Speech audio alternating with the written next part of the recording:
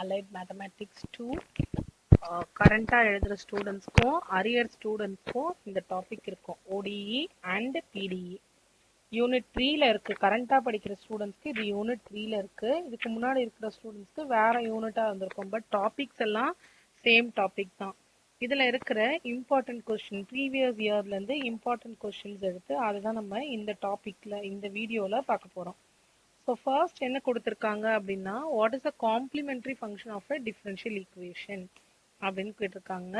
So ஒரு homogeneous equation, ஒரு ஈக்குவேஷனை சால்வ் பண்ணும்போது வர்ற வேல்யூவை தான் வந்து நம்ம காம்ப்ளிமெண்ட்ரி ஃபங்க்ஷன் அப்படின்னு சொல்லுவோம். ஒரு ODE சால்வ் பண்ணும்போது நமக்கு காம்ப்ளிமெண்ட்ரி ஃபங்க்ஷனும் இருக்கும், PIயும் இருக்கும், பர்டிகுலர் இன்டெக்ரலும் இருக்கும். அதோட டெஃபினிஷன் கேட்டிருக்காங்க, அது எழுதியிருக்கோம். இப்போ நெக்ஸ்ட் கொஸ்டின் வந்து இதெல்லாம் 2 மார்க் கொஸ்டின்ல கேட்டது. நெக்ஸ்ட் என்ன கேட்டிருக்காங்கன்னா, solve the following d square minus 9 equal to 0. இது எப்படி சால்வ் பண்ணுன்னு பாருங்க. நம்மகிட்ட இருக்கிறது d square minus 9 equal to 0. First இதுக்கு ஆக்சிலரி ஈக்குவேஷன் எழுதணும். ஆக்சிலரி ஈக்குவேஷன்றது d இருக்கிற இடத்துல m யூஸ் பண்ணோம். So m square minus 9 equal to 0. இப்போ m ஸ்கொயர் ஈக்குவல் டு 9. இப்போ m equal to root of 9. 9க்கு ரூட் எடுக்கும்போது அது என்னவா வரும்னா plus R minus 3. Plus 3 minus 3ன்னு அர்த்தம். பிளஸ் 3யும் மைனஸ் 3யும் வேற வேற.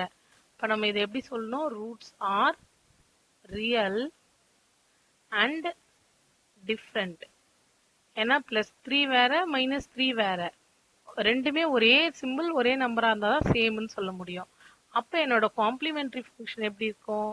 AE பவர் ஒரு value plus BE power second value. இதுதான் நம்ம காம்ப்ளிமெண்ட்ரி ஃபங்க்ஷன். இப்போ இது வெறும் காம்ப்ளிமெண்ட்ரி ஃபங்க்ஷன் தானா? PI இல்லையா அப்படின்னா PI இல்லை. ஏன்னா ஈக்குவல் டு 0 PI டேர்ம் இருக்காது. நெக்ஸ்ட் பாருங்க, இது ஒரு 2 மார்க் கொஸ்டின். இதுல என்ன கேட்டிருக்காங்க? d square minus 5d plus 4 whole thing into y. So d square minus 5d plus 4 whole thing into y equal to 0. இங்கேயும் வெறும் CF தான் இருக்க போகுது. ஃபர்ஸ்ட் இதுக்கு ஆக்சிலரி ஈக்குவேஷன். இதோட ஆக்சிலரி ஈக்குவேஷன்றது m square minus 5m plus 4 equal to 0. இந்த last term 4 என்னால் எப்படி பிரிக்க முடியும்? 4 into 1 பிரிக்க முடியும். So 4 1s are 4. 4ஐயும் 1ஐயும் ஆட் பண்ணால் நடுவில் இருக்கிற டேர்ம் வரணும் 5 வருது. பட் என்ன மிஸ்ஸிங்னா சிம்பிள் மிஸ்ஸிங். நடுவில் மைனஸ் இருக்கிறதுனால இது ரெண்டையும் மைனஸ் யூஸ் பண்ணாதான் எனக்கு மைனஸ் 5 வரும். மல்டிப்ளை பண்ணால் ப்ளஸ் 4ன்னு வரும். ஸோ m மைனஸ் 4 ஒரு டேர்ம், அங்கே இருக்கிறத அப்படியே எழுதணும். அடுத்தது இது ஈக்குவல் டு 0னா m ஈக்குவல் டு 4,1. ரெண்டு ரூட் கிடைச்சிருக்கு, ரெண்டும் different. So roots are real and different. Okay, so இப்போ இதோட complementary function AE power 4x plus BE power x. Okay, next question பாருங்க. நெக்ஸ்ட் வந்து ஒரு 5 மார்க் கொஸ்டின். இப்போ 2 மார்க்ல கேட்கும்போது எவ்வளோ சிம்பிளா கேட்டிருந்தாங்க. 5 மார்க்ல இதுல எல்லா வருஷமும் ஒரு கொஸ்டின் பேப்பர் இருக்கு, ஒரு கொஸ்டின் இருக்கு. சாரி, இப்போ பாருங்க, April 23, April 22, April 21, November 22, April 21 எல்லாமே ஒரு கொஸ்டின் இருக்கு. ஸோ கம்பல்சரியா இந்த ODEலேருந்து வர கொஸ்டின் 5 மார்க்ல வருது. ஸோ பழைய கொஸ்டின் பேப்பர் வச்சு ஒரு கன்க்ளூஷனுக்கு வரணும்னா ODEலேருந்து ஒரு 2 மார்க் கொஸ்டினும் ஒரு 5 மார்க் கொஸ்டினும் வருது. அண்ட் PDEலேருந்து தான் ஒரு 10 மார்க் கொஸ்டின் வரும். இது PDE. இப்படிதான் நமக்கு இதுக்கு முன்னாடி உள்ள பேட்டர்ன்ல இருக்கு.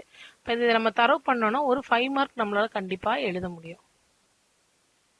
ஓகே, இதுல 14th கொஸ்டின் முதல்ல பார்க்க போறோம். ஸோ 14th கொஸ்டின் என்ன கொடுத்துருக்காங்க? d square minus 4d plus 3.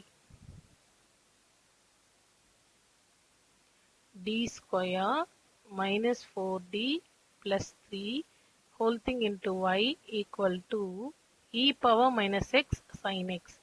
e power minus x into sin x.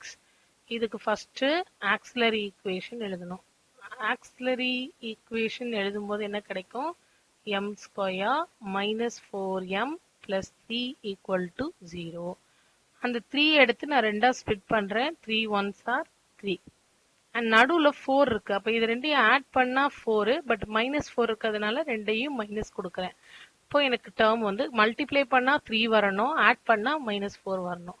So m minus 3 into m minus 1 equal to 0. இப்போ m equal to 3, 1. Roots are real and different. So real and different na என்னோட CF value என்ன வரும்? a e power 3x plus b e power x. இப்போ அடுத்தது PI value கண்டுபிடிக்கணும். So இங்கே PI தான் நமக்கு ரொம்ப இம்பார்ட்டன்ட். PI வேல்யூக்கு நம்மக்கிட்ட இருக்கிற ஃபங்க்ஷனை முதல்ல அப்படியே எழுதுங்க. d square minus 4d plus 3. And நமக்கு பக்கத்தில் என்ன ஃபங்க்ஷன் கொடுத்துருக்காங்க? e power minus x sine x. e power minus x into sine x. இப்போ இது ரெண்டு டேர்மா இருக்கு. இது ஒரு எக்ஸ்போனென்ஷியல் இருக்கு, இது ஒரு ட்ரிக்னாமெட்ரி இருக்கு. எனக்கு எப்பெல்லாம் எக்ஸ்போனென்ஷியல் கூட ஒரு டேர்ம் வருதோ அப்பெல்லாம் நான் என்ன பண்ணுவேன்னா ஷிஃப்டிங் பண்ணுவேன். ஷிஃப்டிங்னா இப்போ நமக்கு ரைட் ஹேண்ட் சைடில் இருக்கும். இப்போ நீங்கள் ஸ்க்ரீனில் பார்க்கும்போது உங்கள் ரைட் ஹேண்ட் சைடில் எக்ஸ்போனென்ஷியல் இருக்கும். இந்த எக்ஸ்போனென்ஷியலை தூக்கி நம்ம லெஃப்ட் ஹேண்ட் சைடுக்கு மூவ் பண்ண போகிறோம். லெஃப்ட் ஹேண்ட் சைடுக்கு மூவ் பண்ணும்போதே உள்ள இருக்கிற டி எல்லாம் மாறும். ஒரு இடத்துல இருந்து இன்னொரு இடம் மாறும்போது ஏதாவது ஒரு சேஞ்ச் இருக்கும்ல, அது மாதிரி இந்த இ பவர் இந்த ரைட் ஹேண்ட் சைட்ல இருந்து லெஃப்ட் ஹேண்ட் சைடுக்கு மாத்த போறோம். ஏன்னா நம்மளால ஒரு டேர்ம் வச்சுதான் நம்மளால சம் போட முடியும், ரெண்டு இருந்தா போட முடியாது. சைன் காசை மூவ் பண்ண முடியாது. அதனால என்ன பண்றோம்? எக்ஸ்போனென்ஷியலை மூவ் பண்ண போறோம். எக்ஸ்போனென்ஷியலை மூவ் பண்ணும்போது அதோட பவர்ல என்ன இருக்குன்னு பாருங்க. பவர்ல இங்க நமக்கு -1 இருக்கு. Minus X coefficient 1. அந்த 1 வந்து நம்ம எங்கெல்லாம் யூஸ் பண்ண போறோம்னா எங்கெல்லாம் d இருக்கோ அங்கெல்லாம் d -1 யூஸ் பண்ண போறோம். இப்போ ஃபர்ஸ்ட் நான் எக்ஸ்போனென்ஷியல் ஷிஃப்ட் பண்ணிக்கிறேன். e பவர் மைனஸ் எக்ஸை ஷிஃப்ட் பண்ணிட்டேன். 1 வெறும் dன்னு இருந்த இடம் இப்போ என்னவாகும்? d -1 அப்படின்னு மாறிடுச்சு. d -1 உங்களுக்கு தெரியன்றதுக்காக நான் ரெட்ல போட்டிருக்கேன். -4 இருக்கு, d இருந்துச்சு, ஆனா இப்ப என்ன ஆயிடும்? d பக்கத்துல அந்த -1 வந்துடும். இதே பிளஸ்ல இருந்ததுன்னா நான் +1 எழுதியிருப்பேன். இங்க மைனஸ்ல இருக்கிறதுனால -1. Last term +3 into sine X. ஒரு ஸ்டெப் ரொம்ப இம்பார்ட்டன்ட். இதை கொஞ்சம் கிளியரா எழுதிட்டா நமக்கு சம் சிம்பிளா இருக்கும். அடுத்து என்ன பண்ண போறோம்? e பவர் மைனஸ் எக்ஸ்க்கு இனிமேல் வேலையே இல்லாத அங்க வெளியில இருக்கட்டும். 1 இதை எக்ஸ்பேண்ட் பண்ணுங்க. a minus b whole square. அப்ப a square plus b square minus 2ab. அடுத்து -4 உள்ள கொண்டு போனா -4d plus 4. ஒன்னொன்னா மல்டிப்ளை பண்ணிக்கணும். plus 3 into sin x. இப்ப கீழே இருக்கிறத சிம்பிளிஃபை பண்ண போறோம். e power minus X 1/d square. இது ரெண்டு டேர்மையும் கிளப் பண்ணும்போது நமக்கு என்ன கிடைக்கும்? -6d. மீதி இருக்கிறதெல்லாம் ஆட் பண்ணா +8 இன்டூ சைன் எக்ஸ். இப்போ சைன் எக்ஸோட ஃபங்க்ஷன். சைன் எக்ஸோட ஃபங்க்ஷன் என்னன்னா டி ஸ்கொயர் இருக்கிற இடத்துல மட்டும் சைனு காஸ்க்கான procedure d square. D square இருந்ததுன்னா -a². ஏன்றது சைன்ல இருக்கிற coefficient of x. Coefficient of x இங்க வந்து 1 தான் இருக்கு. இப்போ -1 அண்ட் இந்த டி ஸ்கொயர் பாசிட்டிவா இருக்கிறதுக்கான சான்ஸே கிடையாது. It is always negative. ஏன்னா -a². 1/-1 -6d plus 8 into sin x. இப்போ என்ன பண்ண போறோம்னா e power minus X 1/-6d முன்னாடியும் -1 + 8 சேர்க்கும் போது +7 பின்னாடியும் எழுதிக்கிறேன். எப்பயுமே d முன்னாடி கான்ஸ்டன்ட்டை பின்னாடி எழுதிக்கோங்க. இப்போ கீழே இருக்கிற டேர்மை நீங்க எப்படி பார்க்கணும்னா நான் வந்து உங்களுக்கு ஹைலைட் பண்ணி காட்டுறேன். இந்த எல்லோ கலர்ல இருக்கிற ஃபுல் டேர்மும் a அண்ட் இந்த பிங்க் கலர்ல இருக்கிற டேர்மு b. இப்போ நீங்க இதை எப்படி பார்க்கணும்னா a + bன்னு பார்க்கணும். நடுவில் சிம்பிள் பிளஸ் இருக்குல்ல, அதனால a + b. இதுக்கு கான்ஜுகேட் எடுத்தா a - b அப்படி எடுக்கணும். ஸோ இப்போ நான் ஹைலைட் பண்ணிருக்கிற எல்லோ ஃபுல்லாவே a, அந்த பிங்க் ஃபுல்லாவே b. இப்படிதான் நீங்க எல்லா சம்மையுமே ப்ரொசீட் பண்ணணும். ஸோ மேல ஏவை அப்படியே எழுதுறேன். எழுதிட்டு மைனஸ் பி.